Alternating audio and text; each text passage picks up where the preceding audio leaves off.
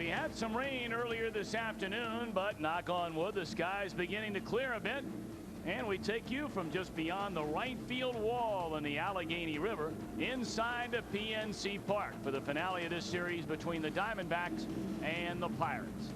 And a pleasant good evening to you. Alongside Jim Traver, I'm Thom Brennaman. Welcome as always to Diamondbacks baseball on Fox. We've said it over and over and over again. You win series, you like your chances to maintain this 2.5 game lead in the West. Does that mean I don't have to say it again? Well, Randy Johnson's pitching. You told me to knock on wood, by the way. I'm going to do that. Randy Johnson's pitching tonight, and he has been absolutely incredible. Incredible. Go ahead, do it. Knock on it hard. Hollow in there. Yeah. That's solid wood. What are you talking about? Well, Mark Grace, if he can help the ball club offensively the way he did last night, he knocked in 4 runs, including 3 of them in the first inning with 1 swing of the bat. Now there's knocking on wood. That's tremendous wood. Big time wood. First pitch, wood. Right around the corner.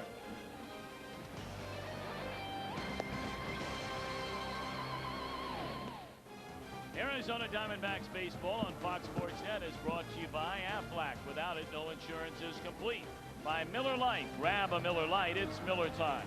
By your Arizona Ford dealers. And by Jack in the Box, where we don't make it until you order it. We're just about set to go here in Pittsburgh.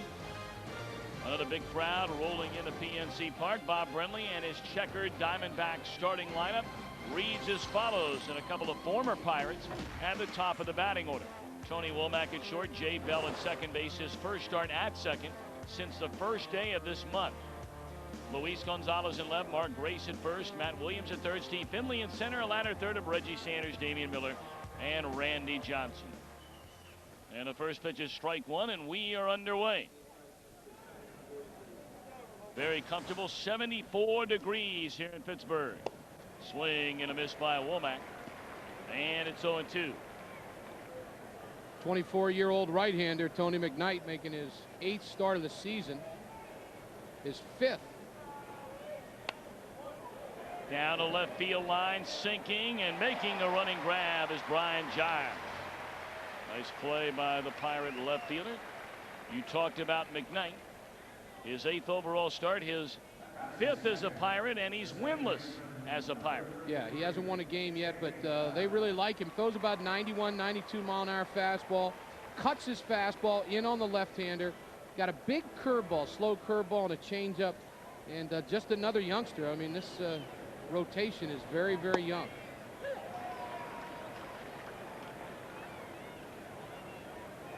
Jay Bell behind 0-1. Bell hitting at .248. 13 home runs, 42 runs batted in. Swing and a miss. And McKnight coming out throwing strikes. He hasn't thrown one out of the strike zone, in fact, yet. Some people that watching this game may say that, well, Womack and Bell are playing tonight because they used to be in Pittsburgh, kind of a little sympathy thing. That couldn't be further from the truth. Bob Brenly has decided that he was going to give Junior Spivey and Counsell a day off. They've been diving around the field. They've been working hard. And he said, what better day than this one right here? Bell, a bouncing ball down to third. Fielded by Ramirez, and just like that, 2 up, 2 down. Take a look at the Bucks defensively behind McKnight. Giles, Matthews, and Wilson. Ramirez, Wilson, Mendy, Lopez, and Kevin Young. And a battery of McKnight and Jason Kendall.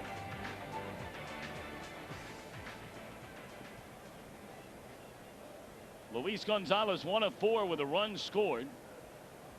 Hit by his team leading 14th pitch of the year. And again, the Pirates shift their defense with Gonzalez at the plate. Ball 1.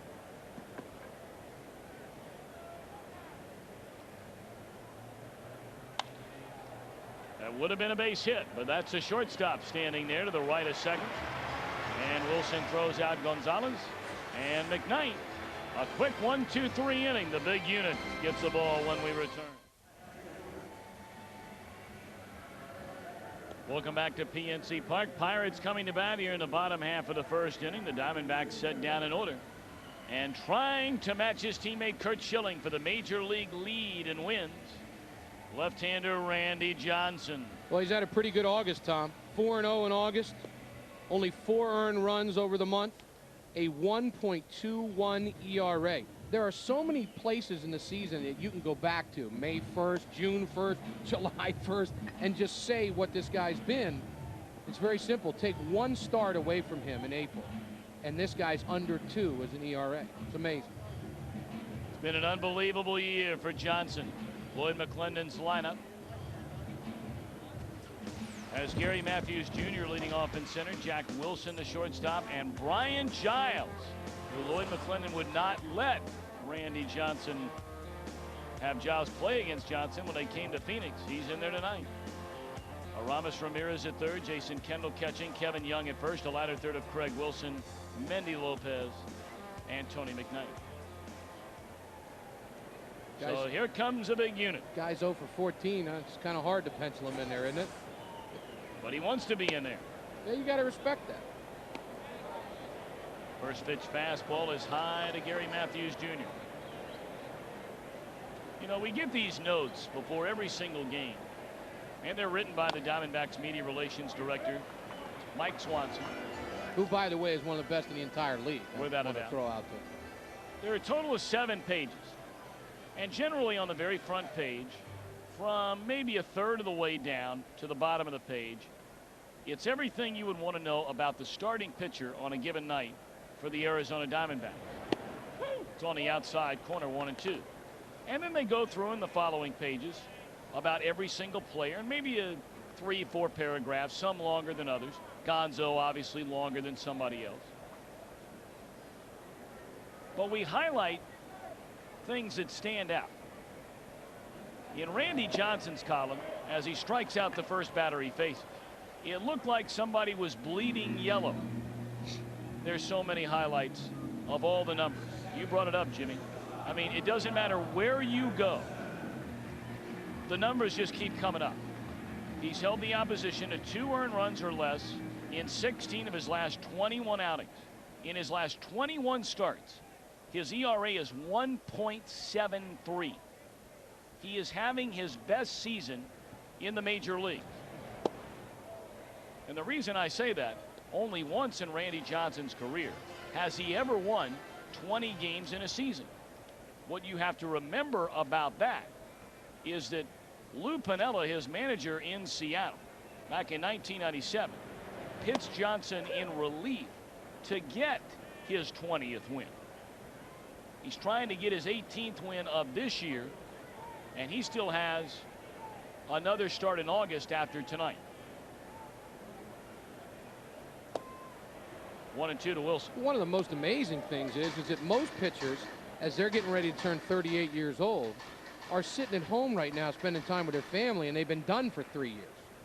I mean, 38 years old, and you're still dominating in the big leagues, and probably the best pitcher in the entire big leagues. I mean, that's Nolan Ryan kind of stuff. Well, he's starting to put himself in that kind of category. He has a chance to do something, and he has a shot at it tonight. After striking out Gary Matthews Jr., Randy Johnson is now 12 strikeouts away from becoming the first pitcher in Major League history to strike out 300 or more batters in 4 consecutive seasons. Swinging a foul ball back to the screen.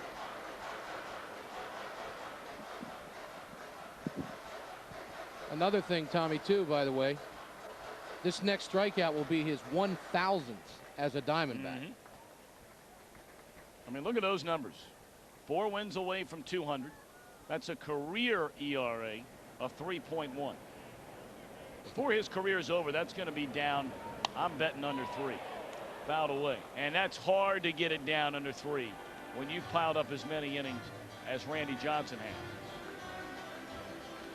Well, here's the amazing thing, Tom. You said right there, 4 wins away. He's got 196 wins. If this guy has, let's just say he has another 3 great years, he's going to have a hard time. Well, he'll have a chance to get about 250 wins. Guaranteed Hall of Fame. Well, first ballot. Not even debatable. That's exactly right. And he struck out the first 2 batters in the game here tonight. So 2 batters, 2 strikeouts, and here's a defense that really doesn't have to do anything, at least yet. Gonzalez, Finley, and Sanders in the outfield. It'll be Williams and Grace on the corners, Womack and Bell up the middle. Actually, they do throw the ball around the infield. Of course, Damian stays busy. Yes, Damian Miller is involved. But the outfielders can sign autographs if they want to. Now Brian Giles. Fastball up and in. Back to that point real quick, though, Tom, and without, harping on it, but this guy's going to win 250 games. After Clemens and Maddox, who both have chance to win 300, you may never see another 300 winner again in the big leagues, And that used to be, well, you win 300 games, you get in the Hall of Fame. They got to bring that down. I mean, it's got to be 250, as home runs have got to go up. Tell you what, though, obviously it's still 104 wins away, but, you start looking at him, Johnson could win. I mean, it would be tough, and it's going to be nearly impossible. He'd have to be pitching well into his 40s. Right. Nolan Ryan could win games right now in the major leagues. Am I exaggerating? No, I faced him when he was 42 years old, and he was as nasty as could be. Could win games right now. And if Johnson decided, you know what, I want to win 300, I'm going to stay around to win 300, you never know. Over the head of Tony Womack. And Brian Giles said he wanted to play against Johnson last week. In fact, the entire plane ride from Pittsburgh to Phoenix, he walked up 4 or 5 times and said, come on now, let me play. You think he's looking in at Lloyd McClendon right now saying, I told you? Tony almost gets up and gets it. Randy's got to be upset right now, though, too. You know the way he is. He is mad that he gave up a base hit to a left-hander. Ramirez at 293, 25 home runs, 82 runs batted in. This may sound ridiculous, but I'm surprised that over the last year or two, Randy has not had more trouble against left-handers because he never sees them. Well, that's a tremendous point. I mean, he has no feel for his release point when a left-handed batter is up there. And you can say, well, it's the same to everybody. No, it's not.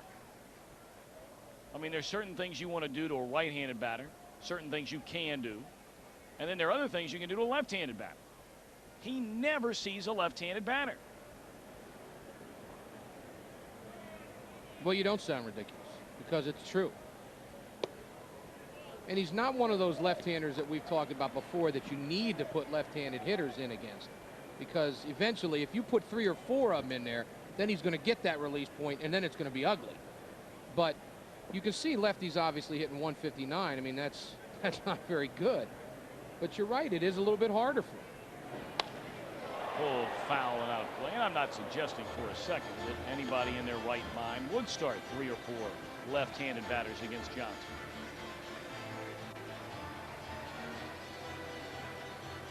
Of course, there are a lot of managers that'll tell you what the heck's the difference.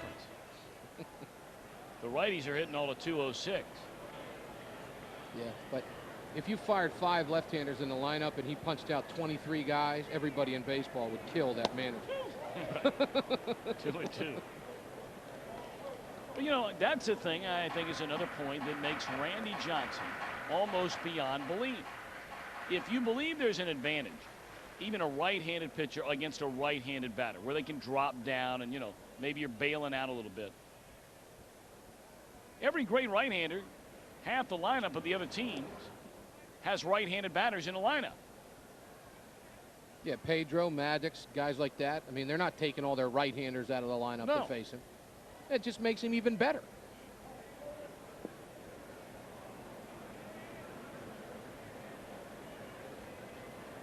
Two and 2 on Ramirez. Struck him out on a slider, and that'll end the inning. Randy Johnson fans aside. He's 10 away from 300 for the year, and he doesn't look happy. Could be a long night for the Bucs. Welcome back to PNC Park in Pittsburgh. Boy, we've really enjoyed this first-year ballpark. It is an absolute beauty. Mark Grace is like hitting here. Yes, he has. Last night, a huge 3-run home run in the first inning. Right down the right field line on the very first pitch he's ever seen from Joe Beimel. Joe Beimel will remember him for a while. Grace looks at ball one. The Diamondbacks were set down in order by Tony McKnight in the opening inning. So here we go in the second. No score in the game. For Grace, it was his first home run in exactly a month. He went from July the 22nd to August the 22nd between home runs.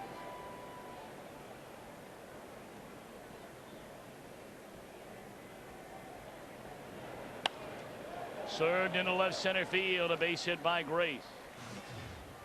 So he's the first Diamondback base runner of the game against McKnight. Sometimes it looks like Mark Grace gets out in front of himself, but he's always in perfect hitting position. I mean, look at that. You wouldn't teach your kid, and don't get me wrong, he's got a beautiful swing, but you wouldn't teach your youngster a swing like that right there. But because he's so defined with what he does and so good at what he does, he can make bad swings and make them good. That's a special talent to have.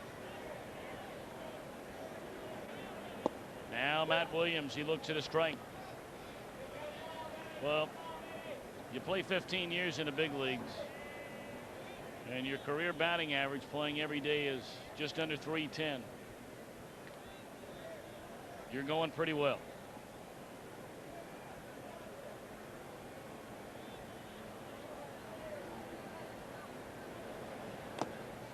Check swing and a foul ball, and Williams behind 0-2. Williams in the series, 2 of 8, has scored a run, knocked in the game's first run last night with a run scoring double. We'll keep you up to date on what's happening tonight in Montreal and in Florida. Going back a little further with Matt Williams, in his last 17 starts, he's hitting 16 of them, and he has 18 ribbies in those 17 games with 6 home runs. High 1-2.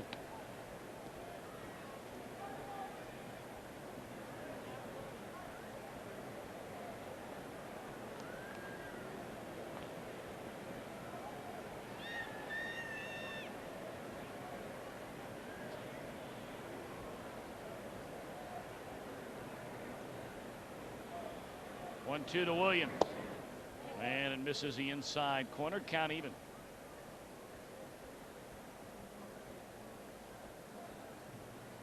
You know, you were talking about Williams in his last 17 starts, 18 runs batted in. You go back a little further than that.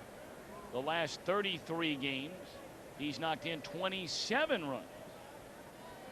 So he's been hot for a month. That one hit down the right field line at the track, playable for Craig Wilson, 1 away.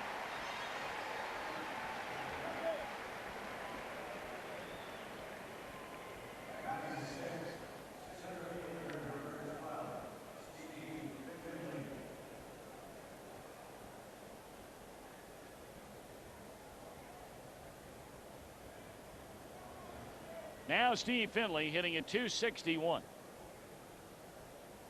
9 home runs and 46 batted in.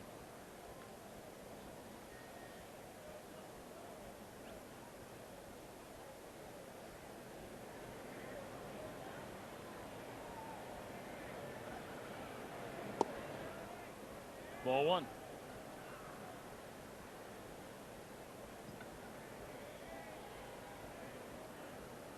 Finley did not start the series opener. He did get the start in last night's game and went 1 of 4. Got an infield hit his last at bat of the game in the 8th inning.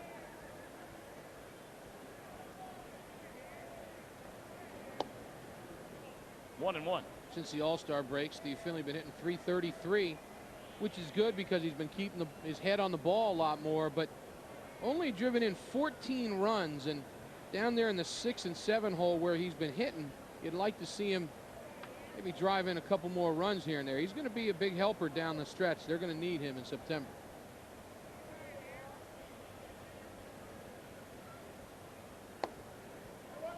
Good eye by Finley there. 2 and 1.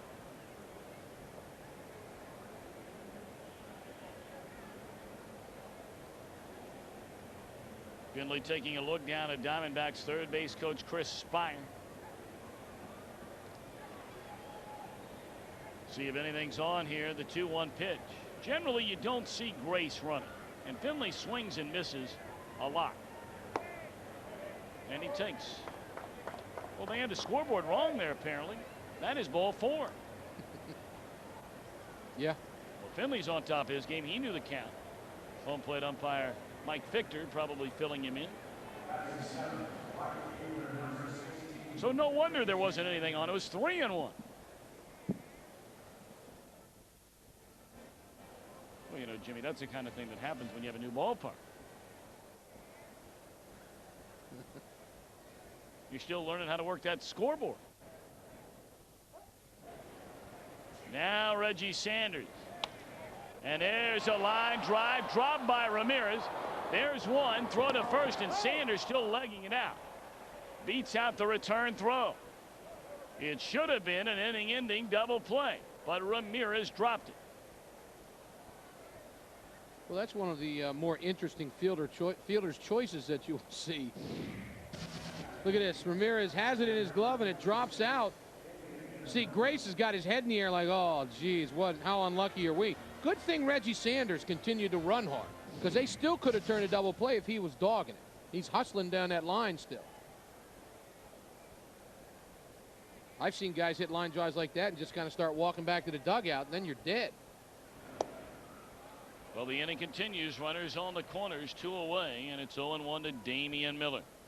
Hitting at .280, 11 home runs and 38 runs batted in.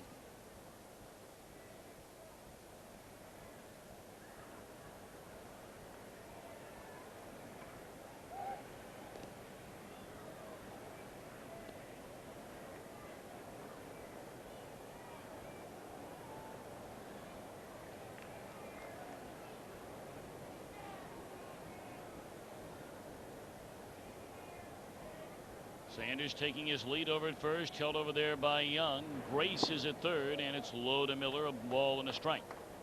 Montreal has scored in the bottom of the first inning, and the Expos are still batting. They lead the Giants 1-0. Ho hum. Vladimir Guerrero knocking in a run.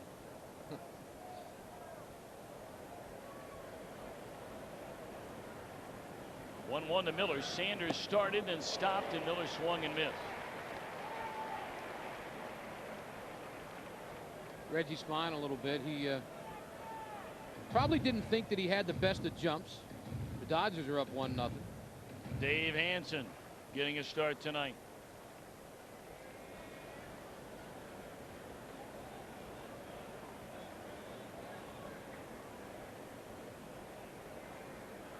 They pitch out, and Reggie not going. 2-2. How many times do you see that when a guy like fakes running and then the next pitch is a pitch out?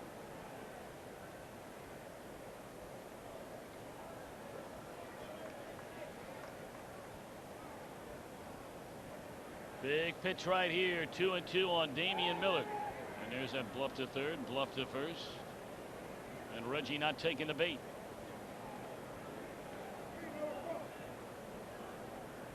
How about Reggie Sanders in the pregame? He's a chef, huh? Great to invite us over and cook us a little something. I'm going to tell him that after the game. He knew what he was doing in there. 2-2. Sanders going, and a roller up the third base line. Ramirez charges, throws in time, and that'll end the inning. 1 hit, 2 men left. We played an inning and a half. No score.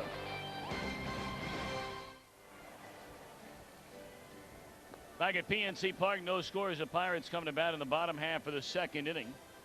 The Diamondbacks announced just before the game that catcher Mike DeFelice has accepted an assignment to their AAA club in Tucson. You see he's in uniform tonight. He's eligible to play tonight.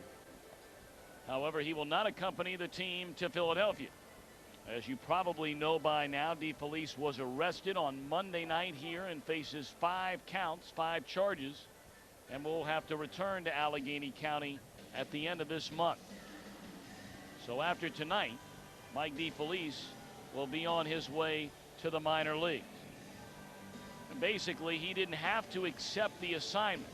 When you have 5 years in the big leagues,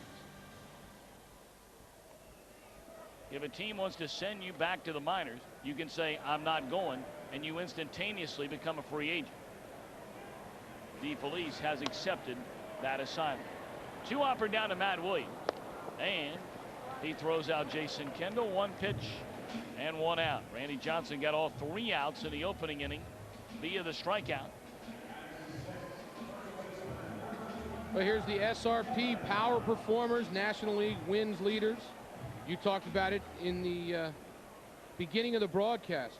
Randy Johnson can win and tie Curt Schilling for the major league lead in wins. Maddox won his 17th yesterday. That was the one thing that Schilling certainly had in his hip pocket as far as the debate about the Cy Young Award is concerned.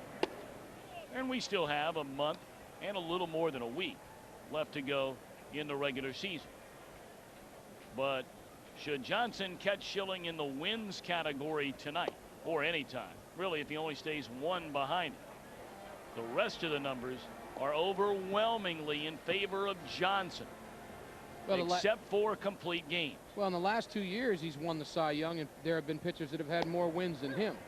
But you're right. I mean, if Curt Schilling would, let's say, have won 23 and Randy had won 18, it would have been really, really hard for some people to give it to Randy in that situation, because Schilling is a little bit of a comeback story as well, a nice story. But if their wins are pretty equal, Randy Johnson has Schilling in just about every other category. It is amazing how the reputation of Randy Johnson continues to grow among those who have to face him. When you go and start chatting with managers around baseball, some of the guys that have been around a while, i.e. Bobby Cox, and you bring up Randy Johnson. There's strike 3 called on the outside corner, and Johnson has his 4th strikeout. Those managers will tell you this guy is not only one of the best today, he is one of the best of all time. This is one of the pitches that he's thrown more this year, the backdoor slider to the right-hander. Normally he throws that slider down and in and tries to make him swing at it, but he's getting a lot more people looking this year at that outside slider. And there's another one right back to back.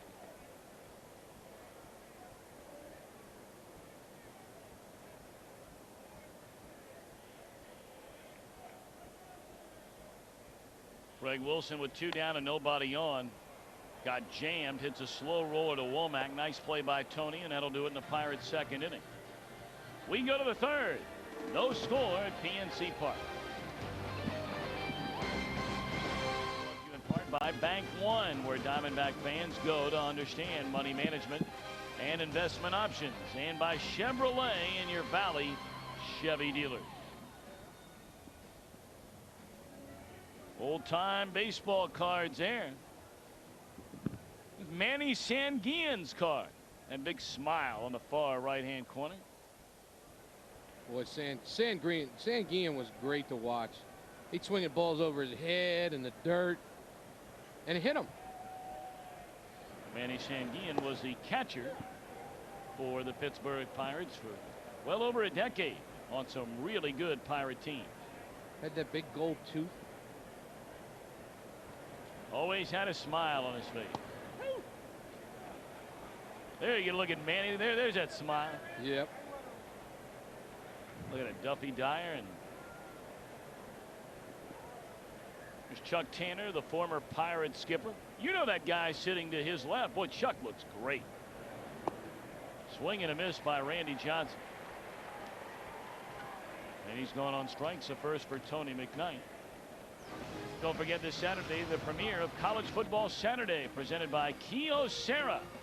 The Virginia Cavaliers take on the 22nd ranked Wisconsin Badgers. Al Grove left the New York Jets to coach at his alma mater, Virginia.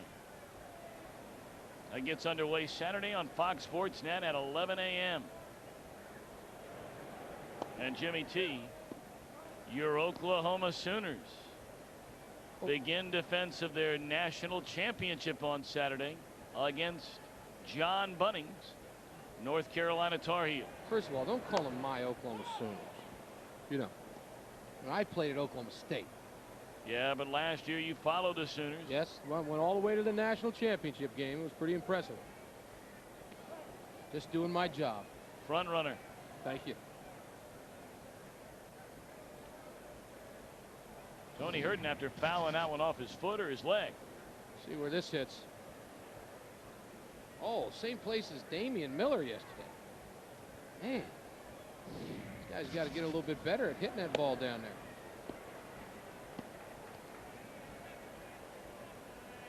The first college football game of the year is tonight. Can you believe that? Not on television, but which makes no sense. Little flare into short left field, and Womack, who nearly dropped one in there his first time up, does so his second time up. Now a base stealing threat aboard for the Diamondbacks. Womack has 22 of those, has only been thrown out 4 times. Well, here's the pitch. He's choking up on the bat with 2 strikes, and he just fights it off out there.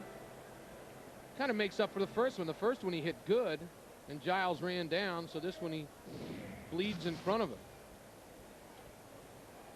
There you see the numbers we were talking about a moment ago. Womack has only been thrown out 4 times all year. Now Jay Bell. So many times, and granted in this situation there's 1 out. But every time you're in Pittsburgh and you see Jay Bell come up there with a runner at first base, you can't help but remember the days he played for the Pirates under Jim Leland. Their leadoff man would get on base, and just like falling out of bed, Jay Bell would be asked to sacrifice to move him along. Because after Bell, it was Bonds, Barry Bonds, Andy Van Slyke, and Bobby Bonilla. Bell led the league in sacrifices 2 seasons in a row. 39 in 1990 and 30 in 1991. That's a lot of sacrifice bunts. And they do it in the very first inning. Didn't matter who was pitching for their team or the opposition. Jim Leland was always a big believer, and the stats bear it out about teams that score first and what their record is in those games. All games in baseball, and Jim Leland a big believer in backing up that stat. Score first and you'll take your chances. Runner goes. Pitch taken. A throw to second. They'll never get Womack.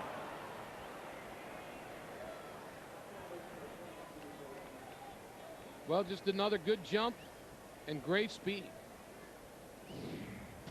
This isn't a tremendous jump that he gets, but he runs so fast that he outruns the ball. Kendall makes a decent throw. Perfect time now to go and steal third. 2-0 to Bell, and he takes outside, ball 3. You know, that second year in 1991, Tom, when he had 30 bunts, he had 16 home runs that year. Name a guy in the big leagues nowadays that would be happy if there were a 16 to 20 home run guy that had to bunt 30 times. Pretty unselfish player right there. Those were unselfish teams. There's ball 4 to Jay Bell. They just couldn't get over that LCS hump. I was in every single game, at every single game in the 1990 NLCS against Cincinnati. Oh, what an exciting series that was. And then 91 and 92 were even better when they took on the Atlanta Braves. A lot of baseball fans still remember to this day Sid Bream, the former Pirate, scoring in Game 7 to send the Braves to the World Series. With his knee brace on.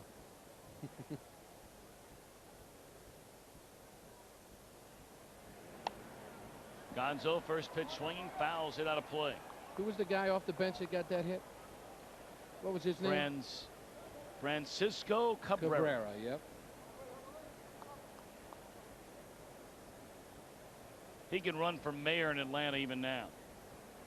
They bring him back every year.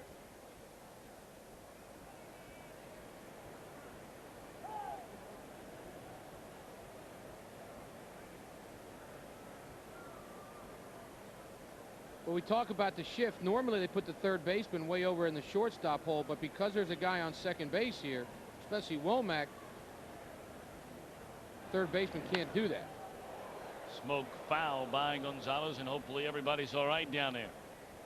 0-2 to Luis Gonzalez. See, Tom, usually the third baseman is over in this area here where the shortstops play, but of course today, or this at bat, he's here. Because if he was way over there, Tony Womack could walk into third base with a stolen base. See that shot again after this pitch. How cool does that outfield grass look on television? 0-2 to Gonzalez. Up and in. The way they cut it. It looks good, but I'll tell you this, it really messes with the fielders. Yep. Cal Ripken Jr. used to wear out the grounds crew guy in Baltimore because the ball will get in that and it'll start shaking. I mean, it's really hard. It starts zigzagging. Right. It's really an amazing phenomenon to stand out there and watch a ball come towards you if you're standing in the outfield, and to watch that ball just keep going back and forth, moving left and right.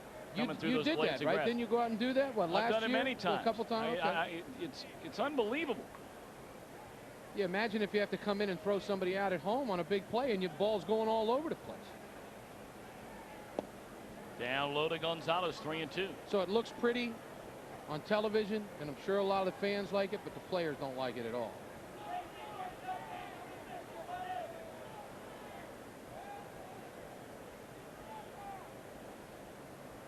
Three and two. Would they dare start him with one out? We'll see. A long look by McKnight. It looked like they were going. He backs off the rubber. What you couldn't see there was Jay Bell.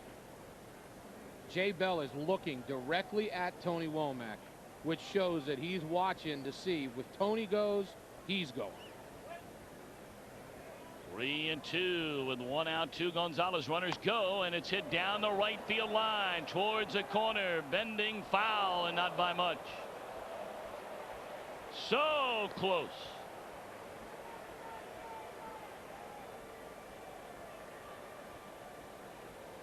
This swing right here shows that Luis Gonzalez is a legitimate power hitter. Watch him, Tommy, on his front foot, out on his front foot. Look at that. I mean, he's reaching for that ball, and it hits 320 feet away. That's some pretty decent strength right there. And you got to love the base runners getting started with one out. 3-2, they're going again. And again, fouled out of play. Again, a subtle difference of the difference between the National and American leagues. I can promise you, unless Robbie Alomar were batting third on a given night for the Cleveland Indians in their batting order, which he rarely does, you would never see an American League team with their three-hole hitter up starting the runners 3-2 with one out. It also helps a little bit that Womack can fly, though. Well, it does, but you would still never see it because the American League managers will tell you, with the DH, you can't be running into outs.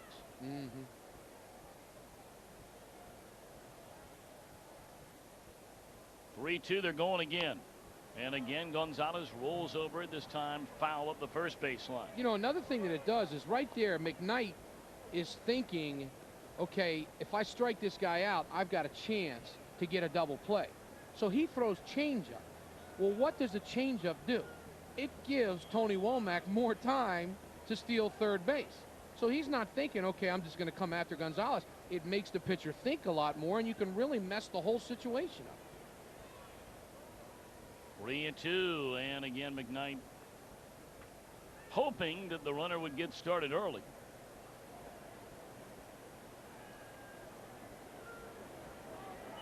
No score in the game, but the Diamondbacks trying to change all that. 2 on, 1 out, 3-2 on Gonzalez. The runners go again, and it's grounded to the right side. Making the play is the shortstop, Jack Wilson. He throws out Gonzalez. They stay out of the double play. 2 are in scoring position, but now 2 are out. Another off-speed pitch. And now Lloyd McClendon has a decision to make. He's already made it. They're going to walk Mark Grace here to get to Matt Williams.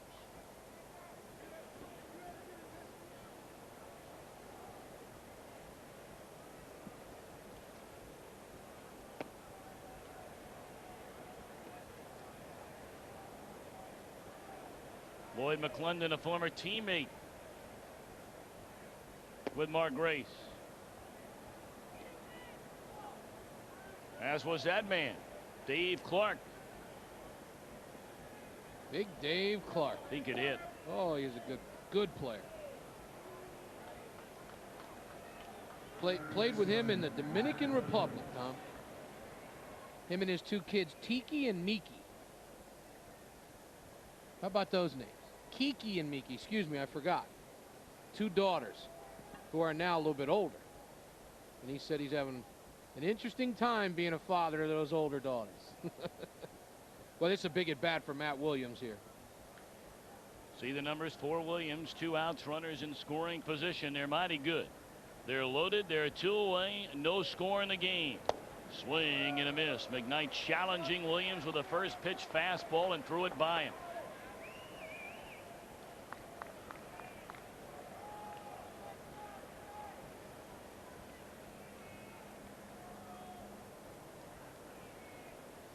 As a player, you don't like it when people intentionally walk the guy in front of you. You really, really want to punish a team for doing that.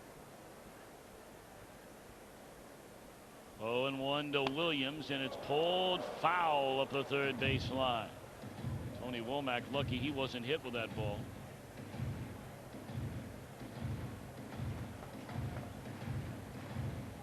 It's no fun when you're a runner on third base and you got a guy like Matt Williams who will turn on the ball. Womack at third base. Bell is at second. Mark Grace intentionally walked a moment ago at first. 2 out, no score in the third inning. And McKnight has gotten ahead of Matt Williams at 0-2. And here it comes. Popped it up. Short center field. Matthews is there, and a strategy pays off for Lloyd McClendon. The Diamondbacks have left 5 in the last 2 innings. Still no score.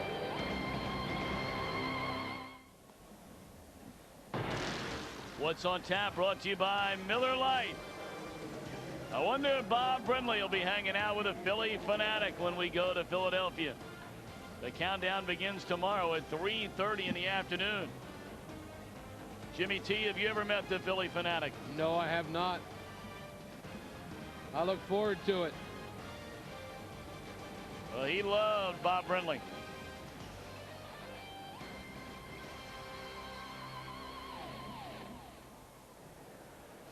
It's the best act in baseball. He'll probably get him down there on the field. Oh, he'll get him all right.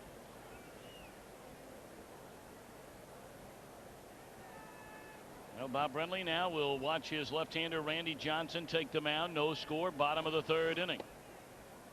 And Mendy Lopez to lead it off, ball 1. No runs, 2 hits. No errors, 5 men left on base for the Diamondbacks. No errors for the Pirates. They have 1 hit, no runs. And Pittsburgh left 1 on against Johnson in the opening inning.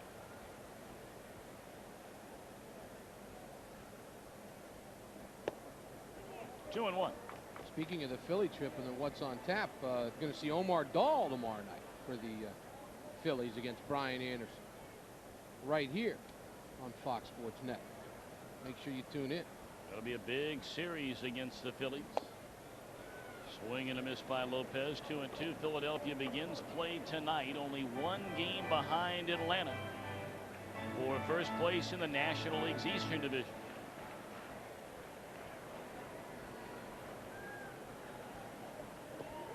Did he go? Yes, he did. And that's strikeout number 5 of the game for Randy Johnson. 4th swinging strikeout. All 4 of those swinging strikeouts, the pitch that has been swung at was a ball. That's what Randy Johnson loves to do. There you get a look at the NL East. Philadelphia playing the decisive game of its 3-game series tonight against Houston. It's been a good series. Well, Philly's got a great homestand. Houston and the Diamondbacks, 2 first-place teams coming in. A tough one. Of course, that same homestand did not go well for the team they're chasing, the Atlanta Braves. McKnight, a grounder down at third. Nice pickup by Williams, and he throws it away.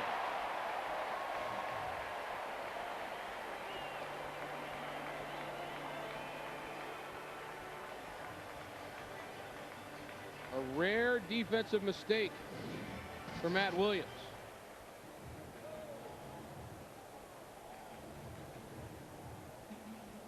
Usually his throws are right on the target. Makes it a little worse too when it's the pitcher, but we've talked about this before. If you make mistakes, this is the pitcher to make them behind, because he has the ability to punch people out and just go to the next inning. Now Gary Matthews Jr. struck out in the Pirate first inning. He looks at strike one.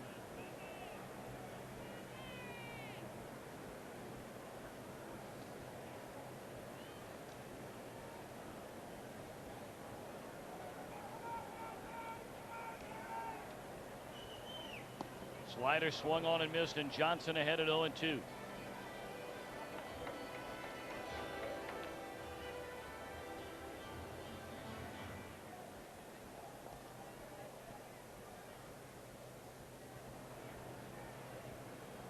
Randy now with 292 strikeouts on the season.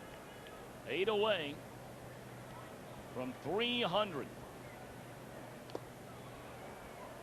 Foul tipped in and then out of the mid of Damian Miller, so Matthews still hanging around. And in case you weren't with us earlier, when Randy Johnson gets his 300th strikeout, whether it be tonight or in his next start, you'll witness baseball history. No pitcher in the history of the major leagues has struck out 300 or more batters 4 consecutive seasons. 3 of those seasons will be in an Arizona Diamondbacks uniform. The season before he came to Arizona was split between Seattle and Houston. There's strikeout number 6 of the game, 2 away in the inning.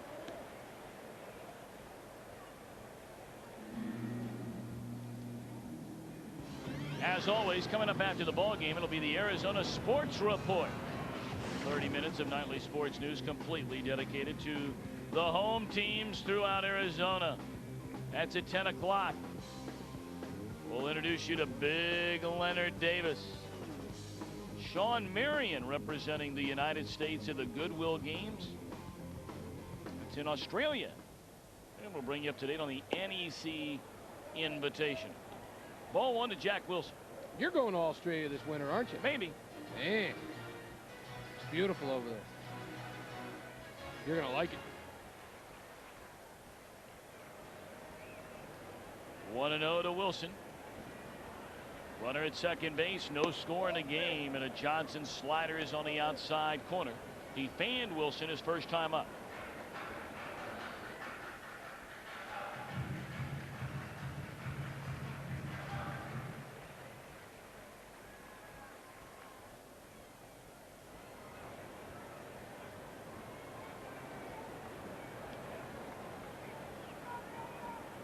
One to Jack Wilson, and a fastball missed, blown away.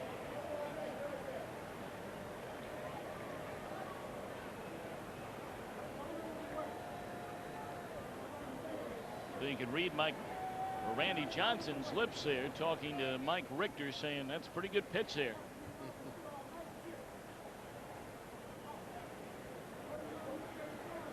Randy, one of the few pitchers that can get away with working the umpire, like you hear about college basketball coaches working the officials.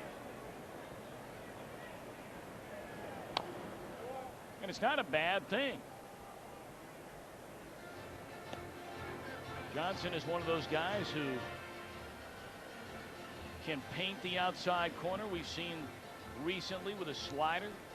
Can paint the inside corner to a right-handed batter with the slider. Not all the time, but every now and again. And of course, his fastball, in, out, up, down, makes no difference. It's just scary. I mean, to think what he can do. Fouled away. It remains 2 balls, 2 strikes.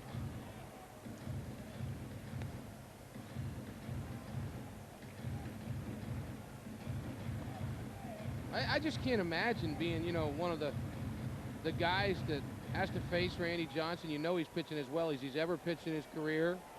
You get up in the morning and you think, man, I'm going to face him tonight. Not that you don't think you can hit him, but in the back of your mind, there's a little guy going, good luck, pal. 2-2.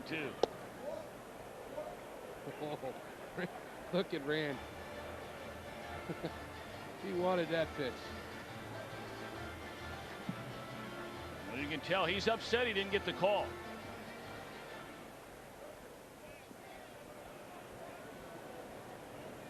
But Mike Victor very early in the game not giving Johnson that outside corner on his fastball. He did get one on a slider back in the 2nd inning.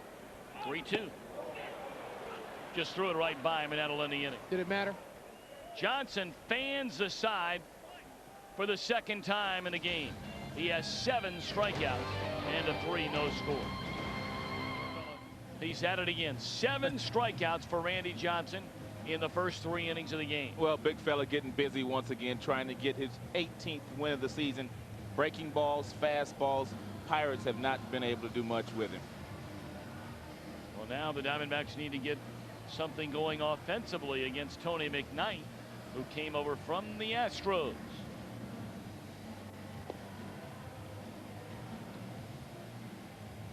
That was a deal when Houston got reliever Mike Williams. It's not a deal that a lot of people talk about outside of those 2 cities.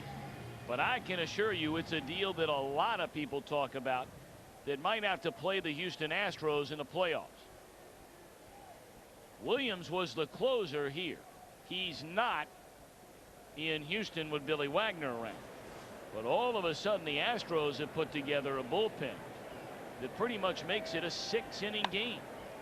Steve Finley first pitch swinging, a ground ball at second base, and 1 pitch, 1 out. Yeah, you had a Mike Williams to that bullpen with Octavio Dotel, Mike Williams. It's pretty good. And Mike Jackson. Our Aflac trivia question: who was the last team to have 2 20-game winners? And we ask you this question again because I'm not going to name any names.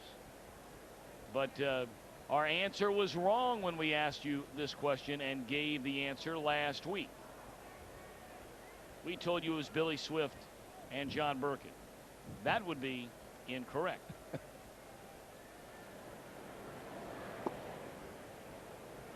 Now those 2 guys did win 20 games for the 1993 Giants.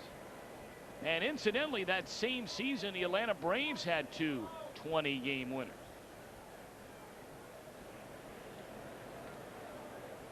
Tom Glavine and Greg Maddux. That one down low.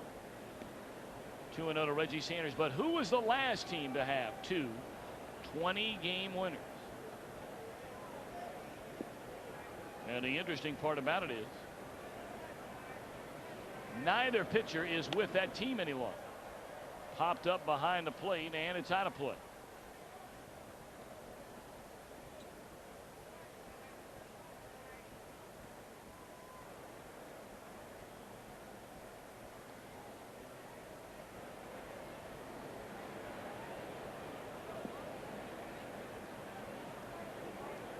Two and 1 to count on Reggie Sanders. 3-1. Yeah, that Houston team with Mike Williams, Mike Jackson, Dotel, Wagner. It's a good team. And they have a chance to gain more ground in the Central Division tonight. There's ball 4 to Reggie Sanders. Because the Cardinals, who had won 11 in a row, they had that devastating loss in the series opener against Cincinnati, and then proceeded to lose 3 out of 4 in Cincinnati. The worst home team in the major leagues. Ken Griffey Jr. 4 hits and another home run today. And Milwaukee beat the Cubs 8-1. That's a 5-game series, and Milwaukee won the series 3-2. Miller, a little bleeder in the right that's going to fall in for a hit. Sanders saw it all the way. He's on his way to third. The throw there is not in time. It gets away, and advancing on to second is Damian Miller.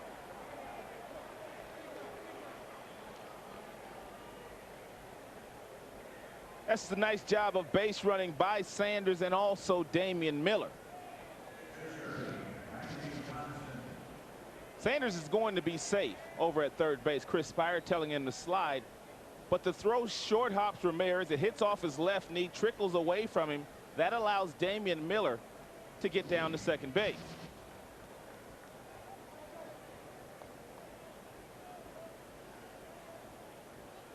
Well, now Randy Johnson has a chance to give himself a lead, batting here in the fourth. Infield in for the Pirates. Johnson struck out his first time up, and there's ball one in. The Pirates playing their infield in, not going to do the Diamondbacks any favors. Johnson hit 157 last season and knocked in 8 runs. This year he only has 5 hits and 58 at bats. That's less than 100, with only 1 RBI. But a chance to change that right now.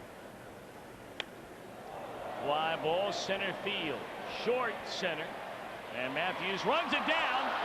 And is that in the exchange? Yes, it is. They're saying that he had the ball, and then when he reached in there with his bare hand, exchanging it from glove to throwing hand, is where he dropped it. And Bob Brenly's going to come out to argue.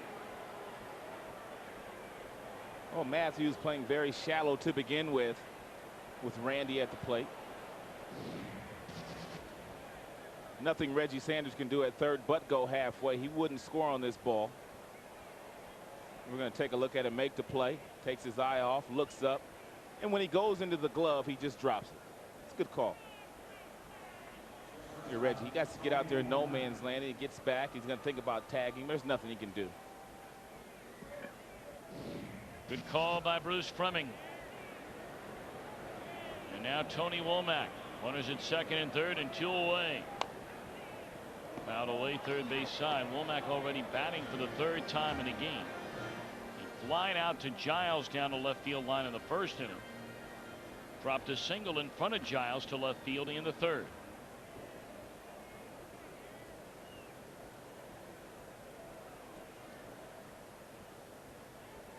A big scoring chance for the Diamondbacks. They've left 5 runners on base in the last 2 innings. 1-1 to Womack.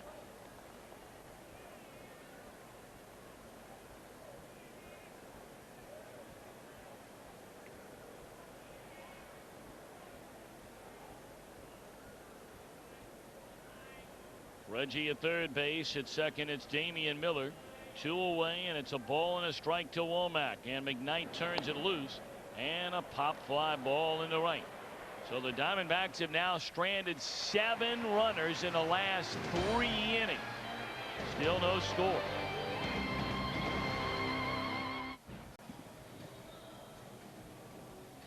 Time to answer our Aflac trivia question. Who was the last team to have a pair of 20-game winners? And the answer is the 1999 Houston Astros. Mike Hampton won 22. Jose Lima won 21. And Randy Johnson won the Cy Young. That was a year a lot of people really felt that Hampton was going to win it because of something we were talking about earlier, the fact that he won 22, not just 20 on the nose. Johnson won 17 that year. But Johnson overwhelmingly in every category, very much like this year,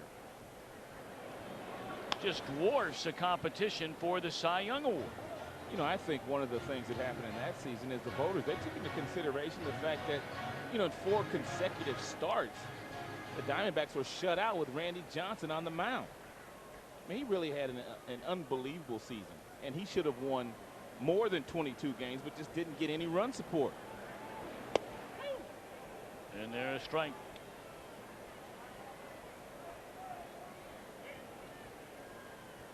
Well, Randy's ERA was 2.48 in '99, 2.64 last year. This year, the lowest it's been as a Diamondback, 2.35. Again, #1 in the major leagues. The major leagues. Strike 3 call to Giles on the outside corner. Let's check in with Big Todd Walsh. All right, thank you very much, guys. I have some new friends here, and I just want you to read this sign. Can you hold that up, sir? This is I don't know if you can see this. We can see it. It's almost Todd frightening. from Fox Sports Net. We came all the way from Arizona. Please come talk to us. Well, that's what I've done. I don't want to interrupt too much of this game here, but your name, sir? Rick Walker. And Rick, who are you with? I'm with my wife, Suzanne, and my mother-in-law and father, Joe Walker and Jenny Walker from Zanesville, Ohio, but we're from Arizona City, just south of Phoenix. And I have been told, and by your wife, that you have gone absolutely over the top for the Diamondbacks. Can you explain that very quickly?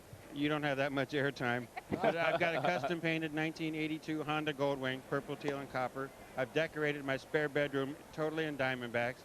I have every piece of attire on is Diamondback, ring, watches, you name it, I got it. And other than that, I just a Diamondback fan. Not bad, guys, not bad. And you can confirm that, right, ma'am? Yes, she can, absolutely. Well, guys, I've never had a sign written for me, so I'm going to hang out here with my new friends from Arizona City, here to see the Diamondbacks, and they're going to Niagara Falls tomorrow, the honeymoon capital of the world. That's awesome. Great Diamondback fans there. Well, that's great stuff, Todd. Thank you very much. Well, you don't think that guy's a diehard, do you, Rob? He's got Diamondback fever, doesn't he? Good for him. There'll be a lot of that going around the valley when the Diamondbacks get home on Tuesday. They're only going to be home for 3 games. And are they big? 3 against the Giants. And Randy Johnson will start the series opener Tuesday night against Livan Hernandez. Should be a good one. One of the Diamondback aces going against the Giants ace.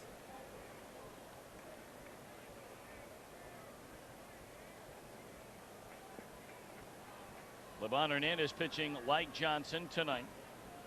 1-1 Giants in the Expos in the 4th. Foul out of play. Pretty good at bat right here by Aramis Ramirez, making Johnson work. You know, the way that Randy's been going in this game, 8 strikeouts already. Just to foul one off, you feel like you've accomplished something. Yeah, but you were talking about Randy and his dominance since '99. There hadn't been anybody better. Nobody. Slider, and Ramirez takes it for ball 4. That's the first walk of the game issued by the big unit. He stayed healthy. A lot of people would argue Pedro Martinez. He's won the last 2 Cy Youngs in the American League, but he's missed some time this year with an injury. He's missed time every year the last 3 years. He's not made all of his starts like Johnson has the last 3 years. Nobody better. Nope. And that's not to say he's invincible. Johnson's lost 5 times this year. Here's Jason Kendall. And there's a strike. But it is true, and really it's an overused phrase. You hear it all the time. And 99% of the time it's inaccurate that he has raised the bar, the expectation level.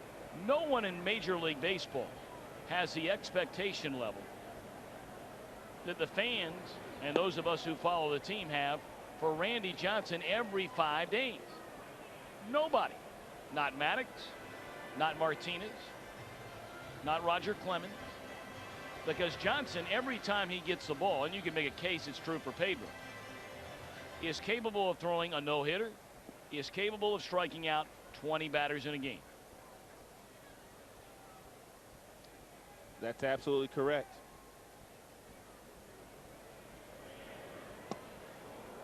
One and 2 to Kendall.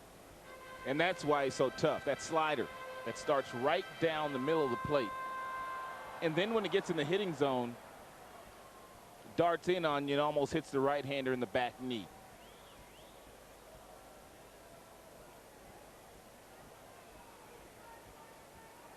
Ramirez over at first base, 1 out, 1 and 2 to Kendall, and Randy will throw over there. You know, that's something Randy has worked long and hard on. His move over to first base when he first came over to the National League. Opponents ran at will. No longer do they do that when Randy is on the mound. 1-2 to Kendall. Ground ball should be 2. Womack to second, throw from Bell to first, and that's a double play to end the inning. No runs, no hits, nobody left. We go to the 5th in Pittsburgh. The Diamondbacks and the Pirates are scoreless.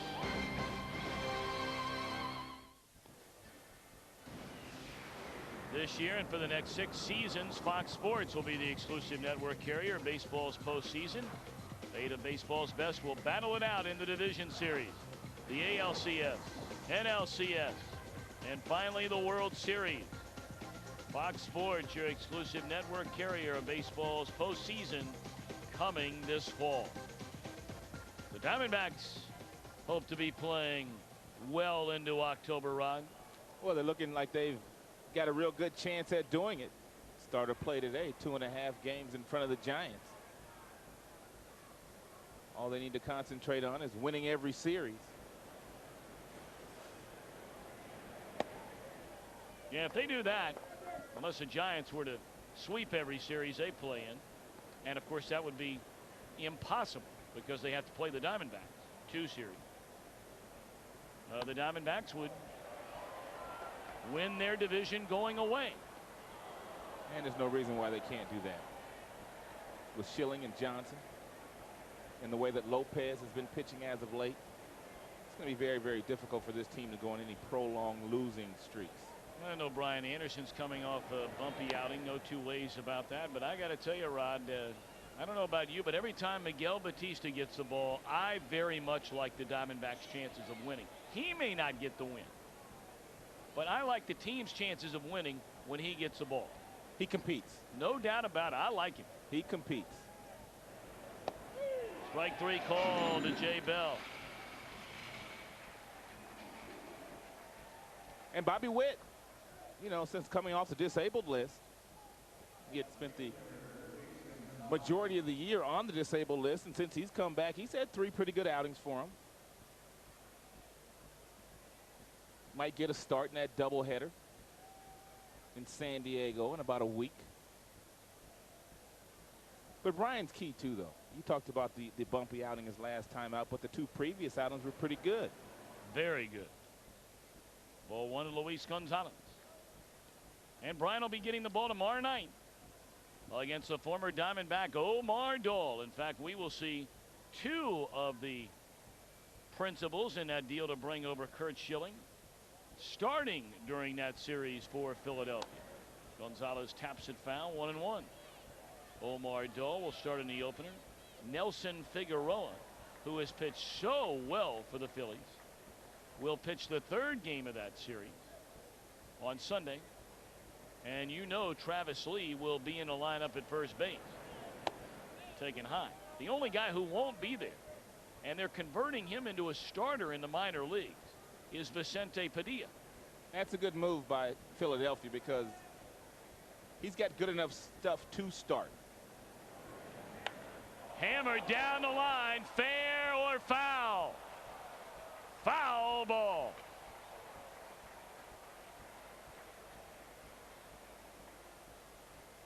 Well, Gonzalez just missing McKnight in tonight's game. The ball extremely hard down that right field line. Off speed pitch right here, gets out there just a hair too soon and hooks that ball foul. Tremendous bat speed by Gonzalez.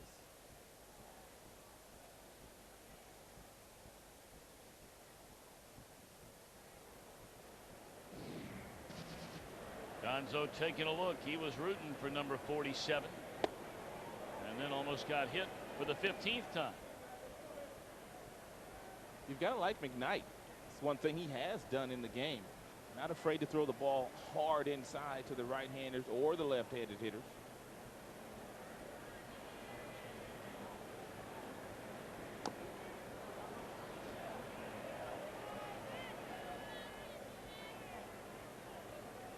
McKnight only 24 years old. He was the Astros' #1 pick back in June of 1995, the 22nd overall selection that year.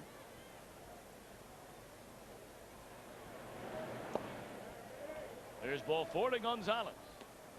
The 4th walk of the game issued by McKnight. And the inning continues for Mark Grace.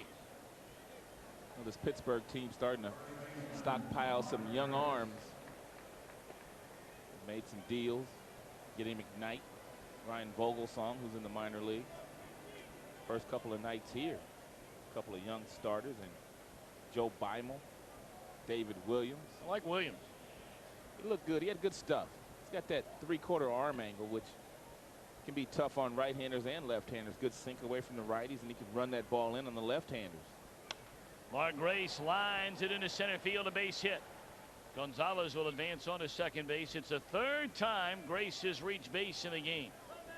A single to left center in the 2nd. He was intentionally walked in the 3rd, and now a single in the 5th. Well, one of the prettiest swings in the game. And when Tony Gwynn shuts it down after this year, Mark Grace may have the prettiest swing in baseball.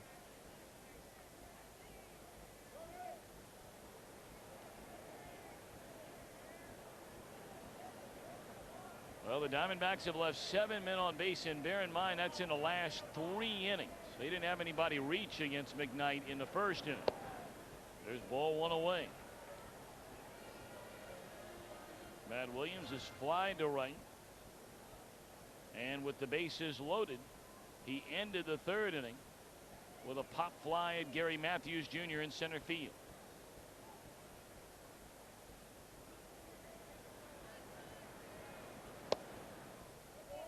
Two and 0. Well, this is where you've got to make McKnight pay. You've let him pitch out of 3 jams already. 3rd time around the batting order. Matt's in a 2-0 count. Should get a pretty good fastball to hit right here. And if he doesn't get the fastball, don't swing at it. 2-0 to Williams with 2 on and 1 out. Matt waits, and here it comes. Fastball high and inside. 3-0. Gives you an idea just how confident McKnight is in his fastball. You get Matt up there in a 2-0 count, and you're going to challenge him on the inside part of the plate. And he did not try to throw that ball high. He tried to locate it inside for a strike. Could have the green light here. Gonzalez at second, Grace at first, 1 out, and it's a 3-0 count to Williams. He does have the green light trouble here. There's one, and that's a double play.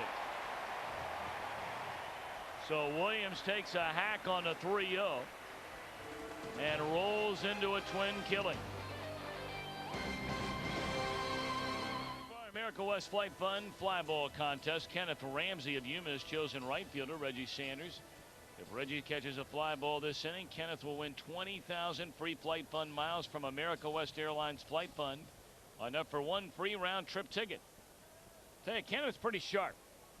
With Randy Johnson on the mound, there aren't a lot of batters that are going to pull the ball against Johnson. So you pick a right fielder with a big unit on the mound. Pretty sharp.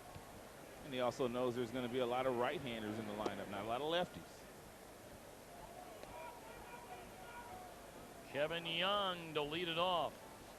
The Diamondbacks have missed big-time scoring chances in each of the last 3 innings.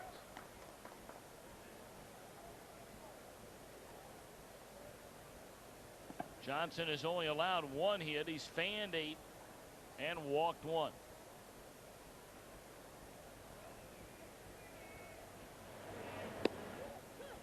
Two and 1 to Young will be followed by Craig Wilson and then Mendy Lopez.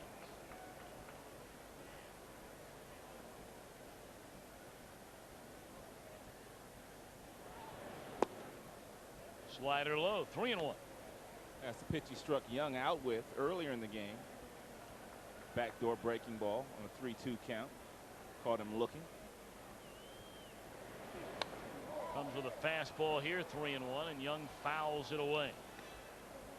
Well, Young just a tad off. It's been that way the entire season. Coming in with a batting average of only .226. 51 RBI, much better than that. Batting average now at .223. Yeah, he's been a good player for this team for a long time.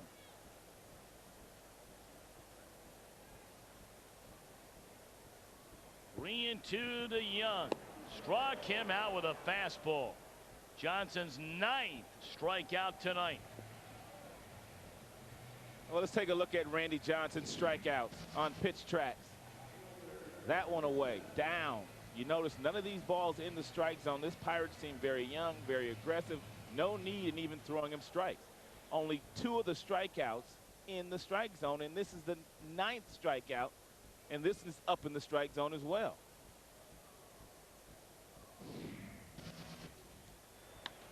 Greg Wilson, first pitch swinging, lifts a fly ball into straightaway center. Finley drifting to his left.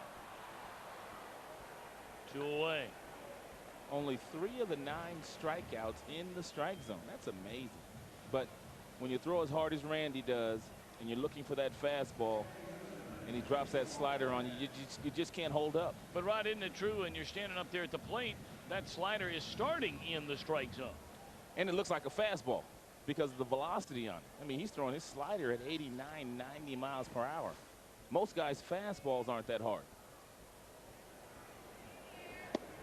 Swing and a miss by Mendy Lopez, who struck out his first time up.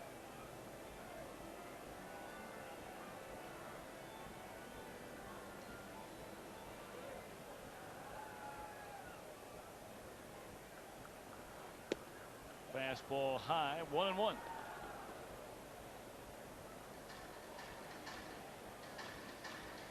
Johnson has struck out 10 or more in 19 of his 26 starts this season.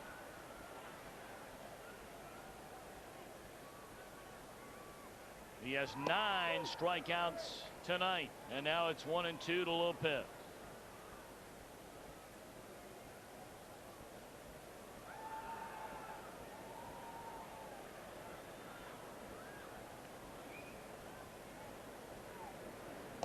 Swing and a miss, and Johnson, for the 168th time in his career, has struck out 10 or more in a game. Oh, and by the way, we're in the 5th inning. No score.